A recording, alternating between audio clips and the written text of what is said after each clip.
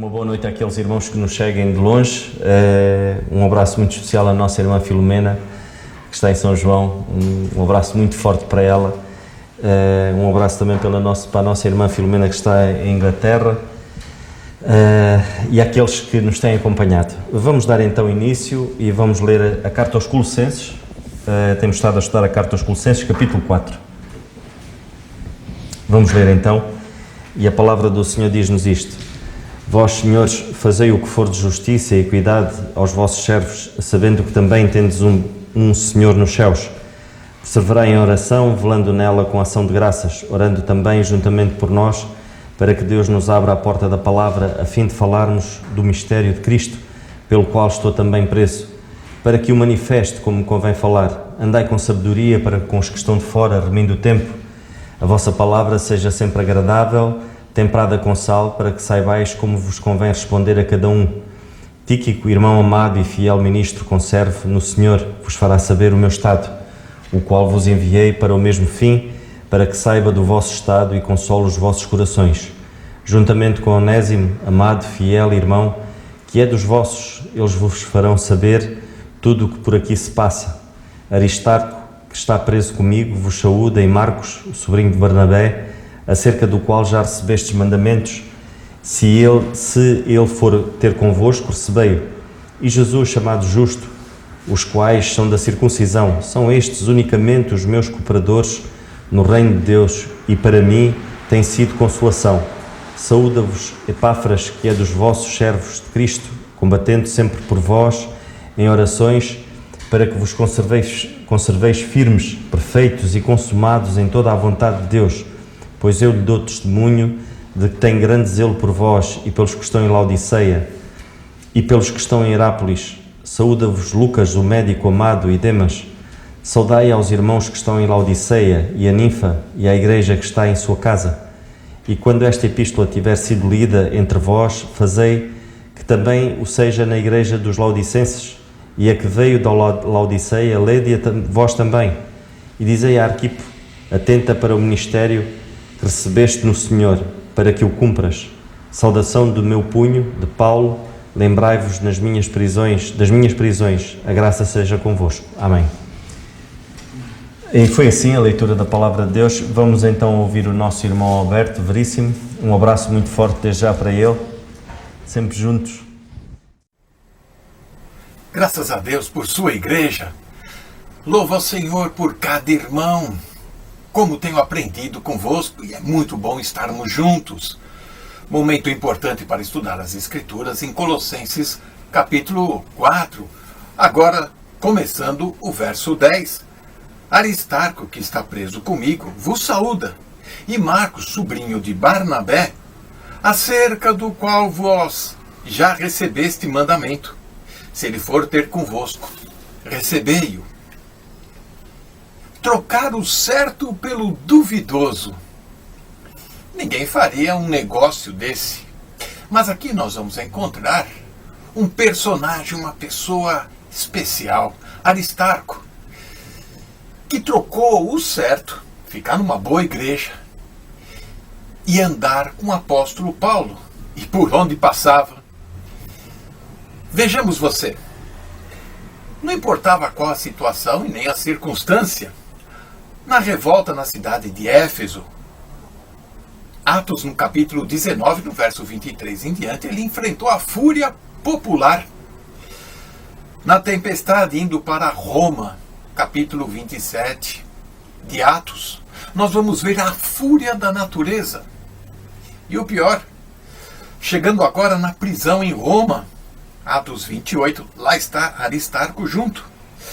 Enfrenta a fúria religiosa, política, de todos os lados. O cristão, aquele sincero, ele vai enfrentar oposição de todo tipo.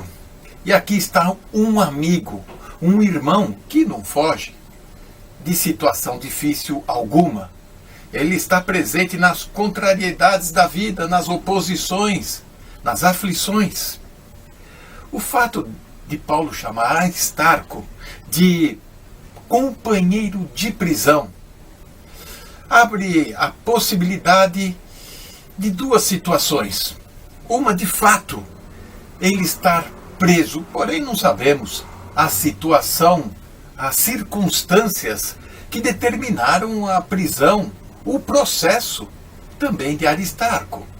E ele está, de fato, preso ao lado de Paulo, que o chama de camarada, alguém que é preso. E aqui, na circunstância, podemos dizer que ele é um prisioneiro de guerra, está preso por uma causa. De outro lado, nós vamos entender que a palavra companheiro de prisão pode ter um sentido figurado. E aqui Aristarco, ele é um prisioneiro voluntário ao lado do apóstolo Paulo. Efésios capítulo 3, verso 1, 2 Timóteo 1,8, Filémon, verso 9. Se é figura ou se é literal, não importa.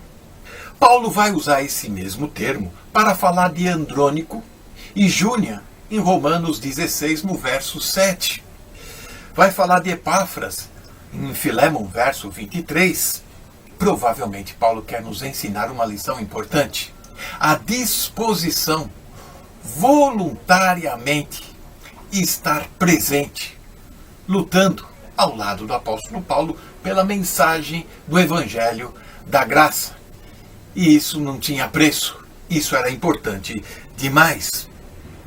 Chegando em Atos capítulo 27, nós vamos ver que, de fato, Aristarco é um voluntário e ele está presente, junto com Lucas, que escreve o livro de Atos. Mas como eles vão embarcar num navio de prisioneiros? Júlio, que é o centurião, o comandante daquele barco, ele admite a presença de Lucas, de Aristarco, talvez utilizando de uma lei que um cidadão romano poderia levar um par de escravos para assisti-los.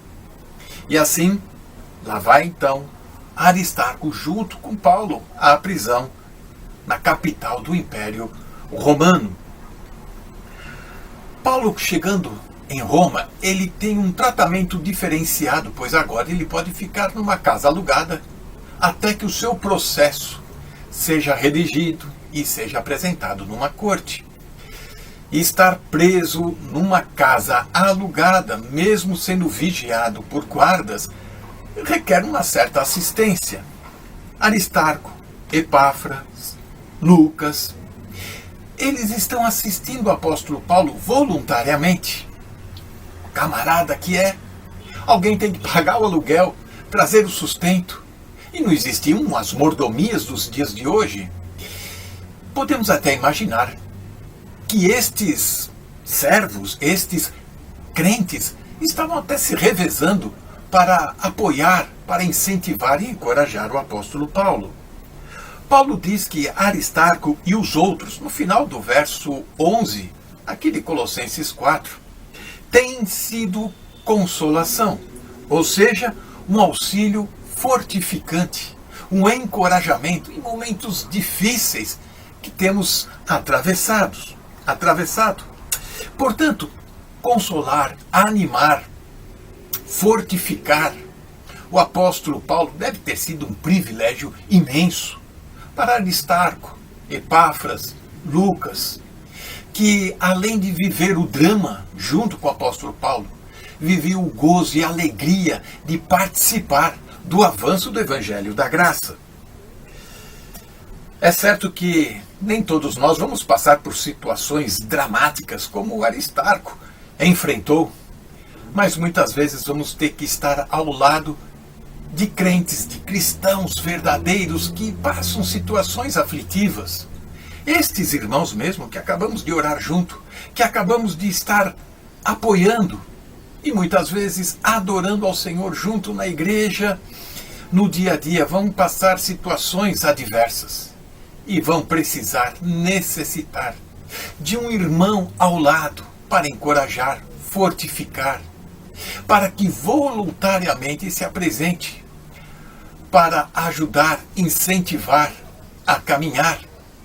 É isso que o Senhor espera de cada um de nós, nestas mensagens que estamos lendo de um versículo aparentemente descritivo, mas que tem lições preciosas para as nossas vidas, quando nós estamos firmados na rocha que é Cristo. Quando entendemos e compreendemos o amor de Deus para a nossa vida, vamos querer transmitir para os outros irmãos também. Que o Senhor nos sustente, que o Senhor nos encoraje e nos dê toda esta força e ânimo que precisamos. Aristarco estava presente. Aristarco era voluntário. Trocou o certo pelo duvidoso, mas não duvidou de Deus, em uma fé forte e firme. Que o Senhor nos abençoe. Amém. O nosso irmão Alberto já disse um pouco acerca deste grande homem, Aristarco, que combatia ao lado do apóstolo Paulo. E nós, no mundo secular, geralmente só temos bons companheiros quando a vida nos corre bem, no mundo secular.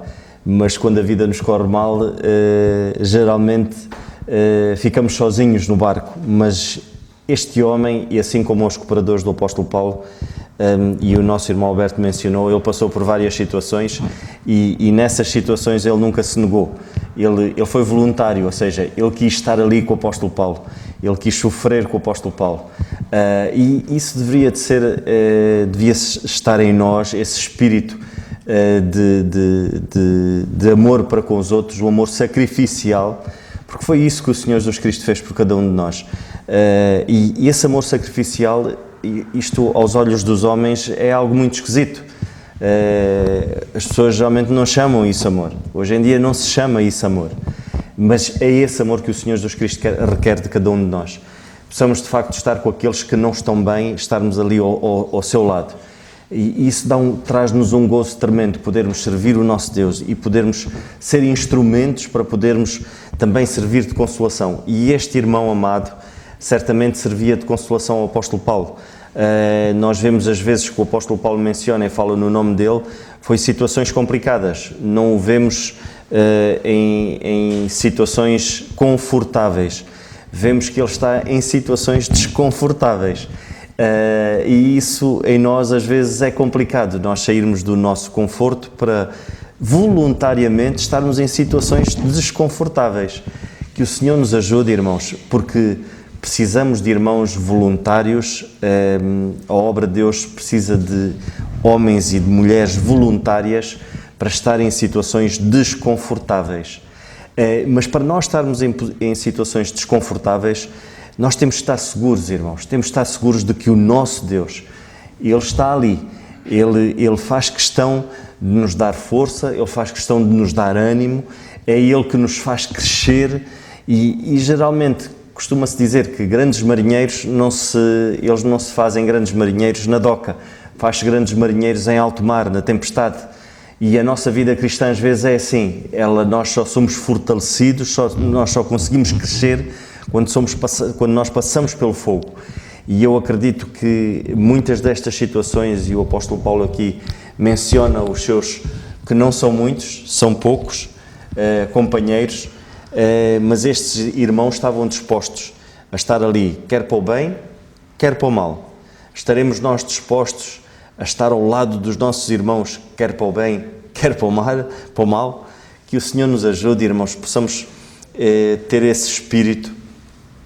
Mas este espírito, irmãos, nós não o conseguimos nem de maneira nenhuma, porque não está em nós, é Cristo em nós. Precisamos de nos fortalecer na sua palavra, precisamos de estar juntos. Ninguém consegue crescer fora do corpo. Não há nenhum membro que consiga crescer fora do seu corpo. Geralmente um membro fora do corpo definha e acaba por ficar inchado, porque é que funciona assim. Qualquer membro que não esteja bem ligado, e nós vemos no nosso corpo, a anatomia do corpo humano, o inchaço significa falta de saúde.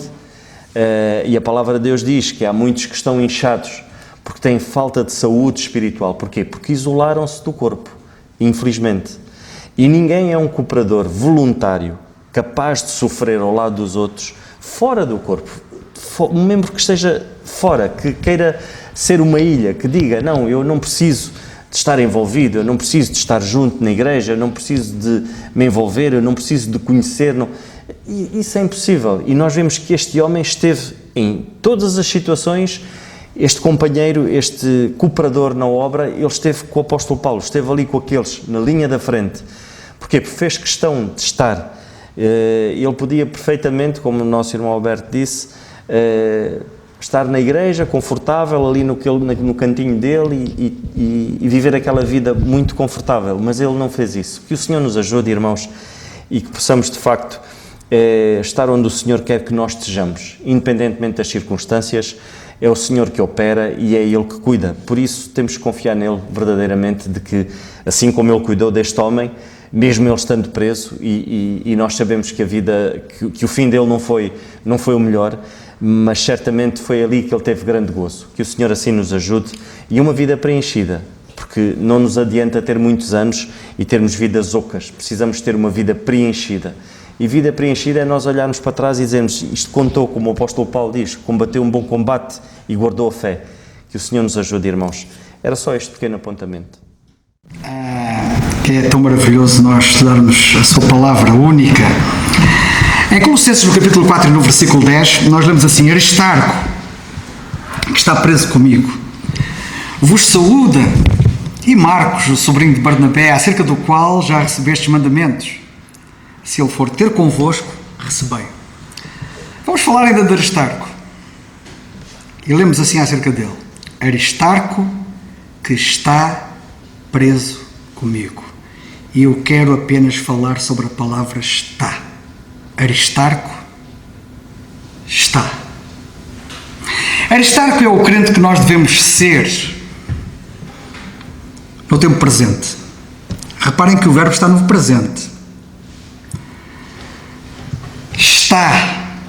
Aristarco que está. É o crente que devemos ser, repito, no tempo presente. Não o crente que fomos no passado. Pois a vida espiritual deve manifestar constante crescimento e constante progresso. Quando deixa de haver crescimento e progresso, estamos a viver no passado. Não o crente que fomos no passado. Não devemos viver nem no passado, nem do passado. E há muitos que vivem do passado e vivem no passado. Aristarco é o crente que nós devemos viver no presente. Também não o crente que devemos ser no futuro.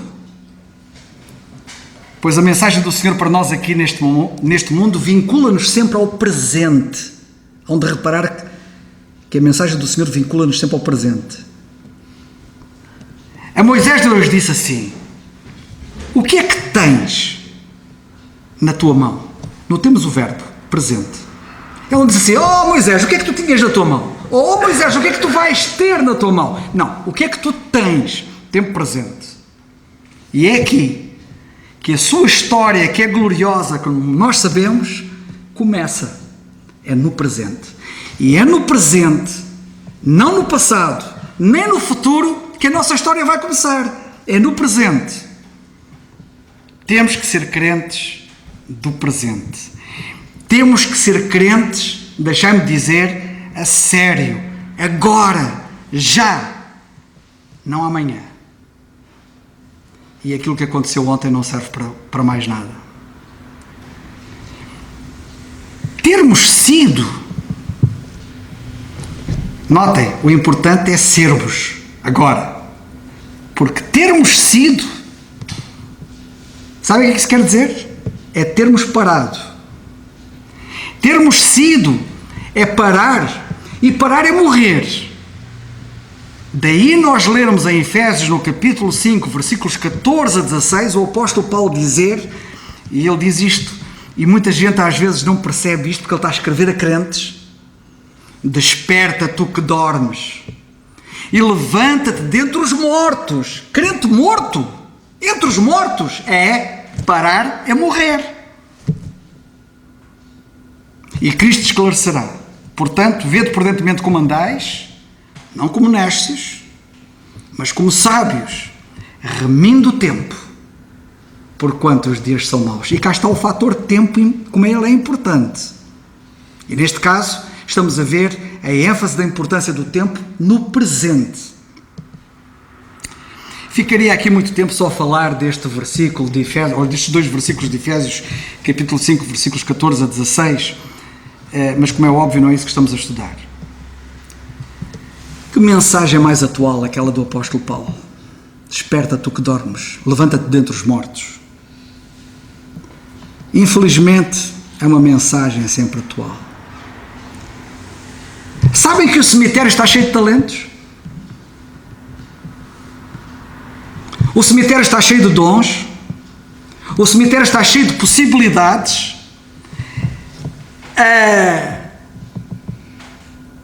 e isto é algo que é um drama.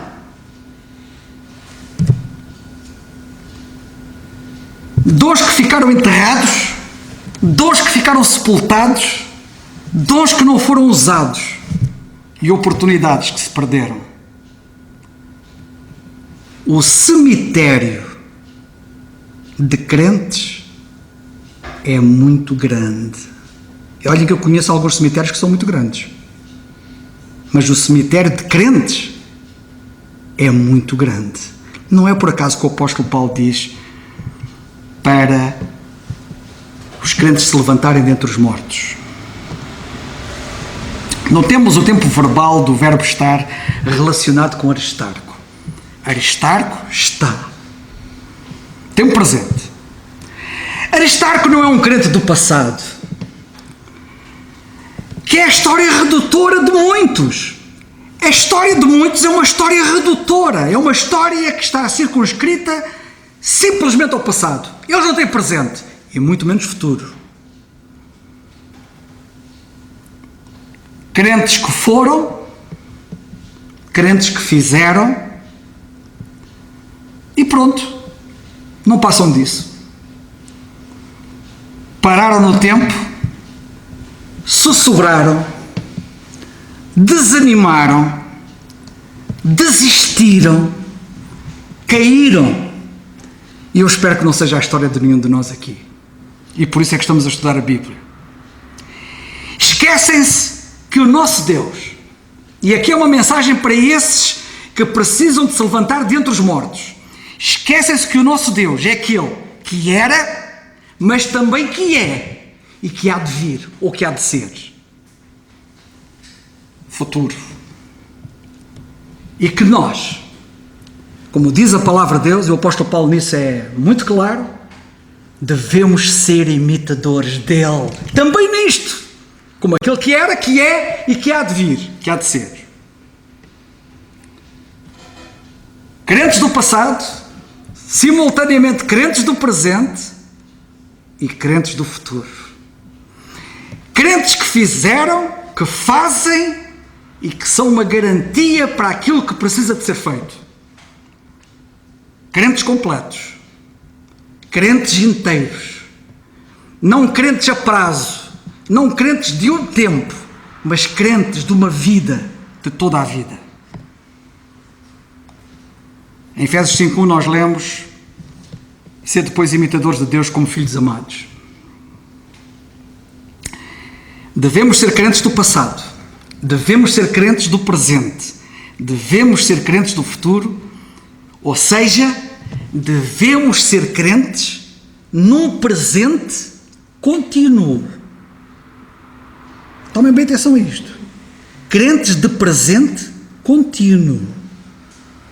Sabem que existe um tempo verbal que é o presente contínuo, ou presente do indicativo e é o presente contínuo. Como Deus. Eu dou graças a Deus porque o meu Deus é o presente contínuo. Não é um presente de momento.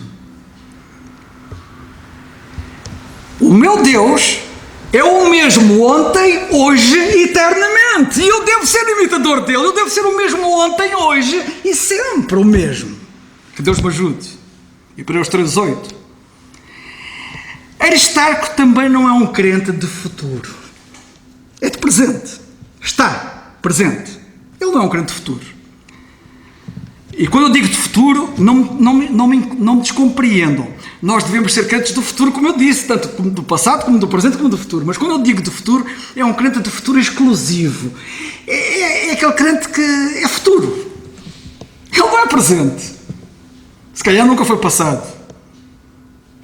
E então olhamos para ele como sendo um crente de futuro.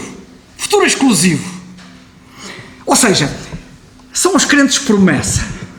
Olhamos para eles assim, é uma promessa. Ele promete. Queridos irmãos, não sejamos crentes de futuro exclusivo. Não sejamos crentes promessa, crentes que prometem. Os crentes promessa, os crentes de promessa, são os crentes que poderíamos resumir assim: serei,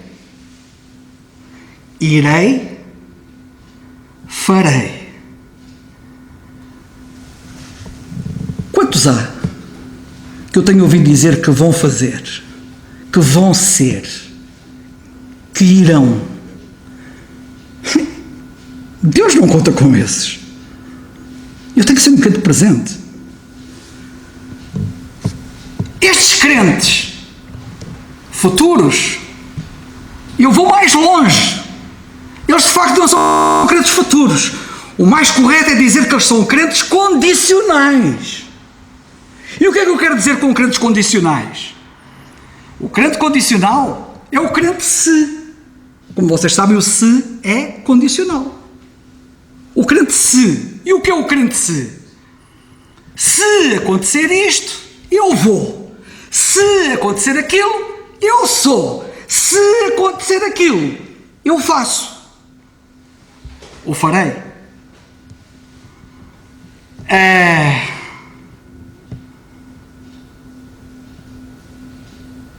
O crente condicional tem muita probabilidade de ficar para sempre na história conhecido como um crente simplesmente condicional.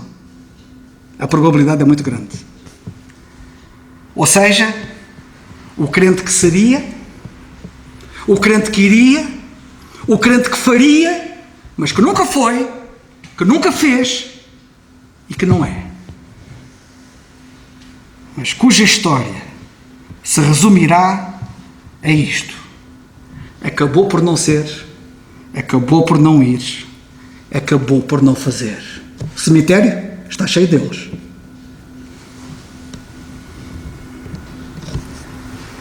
São crentes que se distinguem como crentes que não foram e que não são, que não fizeram e que não irão. E a pergunta que eu faço é: que crentes eu e tu devemos ser? Aristarco está. Sermos o crente está começa-se quando nós somos jovens.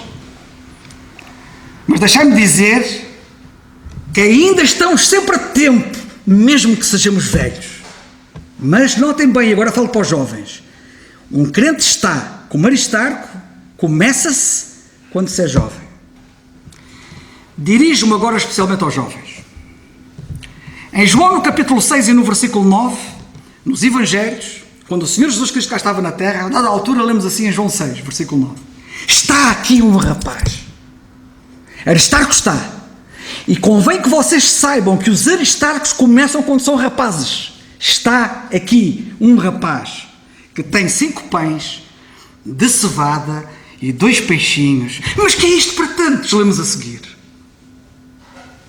Esta questão é muito importante, porque tem tolhido a muitos.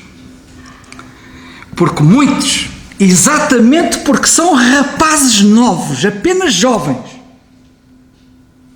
E deixai-me dizer que não é só o facto de ser juventude, não é o facto apenas de uma pessoa ser jovem que isto acontece mesmo aos velhos que querem andar para a frente. Mas O que sou eu para tanta necessidade, para tanta coisa? Eu não sou nada, eu não tenho nada, diz o jovem. E diz também um de qualquer idade. E isto tem tolhido a muitos. Não te deixes vencer pela incredulidade. Porque aqui temos incredulidade. O que é isto para tantos? Isto é incredulidade. Porque nós sabemos que aqueles 5 pães e 2 peixes não somente foram suficientes, como sobraram. A fé faz sobrar onde a incredulidade não chega. Afinal, nós vemos que foi suficiente. Não te deixes questionar por questões de incredulidade. Está. Apesar da incredulidade dos outros, apesar dos que estavam à volta serem incrédulos, o que é isto para tantos? O que é isto? Está aqui um rapaz e... O que é isso? O que é isso? Que maravilha o que aconteceu. Nós não imaginamos as maravilhas que não permitimos que aconteçam por causa da nossa incredulidade. Está aquele jovem, apesar da incredulidade dos outros. Aristarco também lá estava, apesar certamente da incredulidade de muitos, que se calhar também deviam lá estar, mas não estavam, mas não estiveram. Também com Moisés foi assim. O que faria ele com aquela vara? Mas o que é aquela vara de pastor para a obra que era preciso ser realizada para a libertação de um povo e para tudo o que aconteceu e que nós sabemos? Bem, nós conhecemos a história. E que história! A história daquela vara e de Moisés. De Timóteo nós lemos na segunda carta, no capítulo 1, versículo 5. Tomem bem atenção. Paulo diz assim, quando fala, ao recordar a fé não fingida que em ti há presente. Não é que em ti houve, não é que eu espero que venha a haver em ti, porque tu ainda és jovem, ainda tens uma longa carreira à tua frente, mas que em ti há crente do presente. Timóteo é um dos crentes do presente, como aliás o nosso irmão Alberto citou há pouco, e muito bem, em parceiro Aristarco a Timóteo. Ele várias vezes repetiu isso, porque ele está aqui emparceirado, Aristarco, Timóteo, são os crentes do presente. Aliás, ao pé de Paulo só podiam andar crentes do presente, não podiam andar crentes promessa, tinham que ser crentes do presente. Fé não fingida que em ti há, que habitou primeiro na tua avó Lloyd, na tua mãe Eunice, e estou certo de que também habita presente em ti, crentes do presente. Na segunda carta a Timóteo, no capítulo 3 e versículo 10, o apóstolo diz assim a Timóteo: tu, porém, tens presente seguido a minha doutrina, modo de viver, intenção, fé, longanimidade, amor, paciência. Tu no presente estás a fazer isto tudo.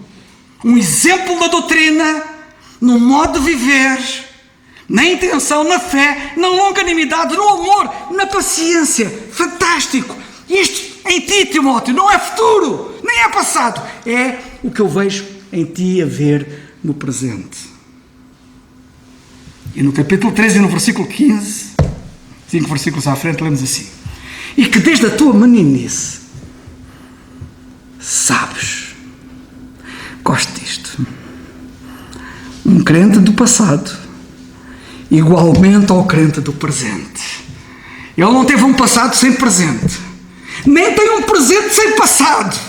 Ele sabe as sagradas letras desde lá atrás da meninice até agora ao presente. Sabes, diz ele, as sagradas letras. Fantástico. A minha pergunta é, vamos a isto? Está. De Aristarco, nós lemos assim em Atos, e já hoje foi citado pelo irmão Alberto mais uma vez, já na semana passada também citamos, uma das vezes em que Aristarco aparece na Bíblia, em Atos 27, no capítulo 27 e versículo 2 dos Atos, lemos assim: e embarcando nós em um navio adramitino, partimos, navegando pelos lugares da costa da Ásia, estando connosco. E eu agora quero parar aqui neste tempo verbal. Estando connosco, Aristarco. É um presente contínuo. Ele não apenas está, estando.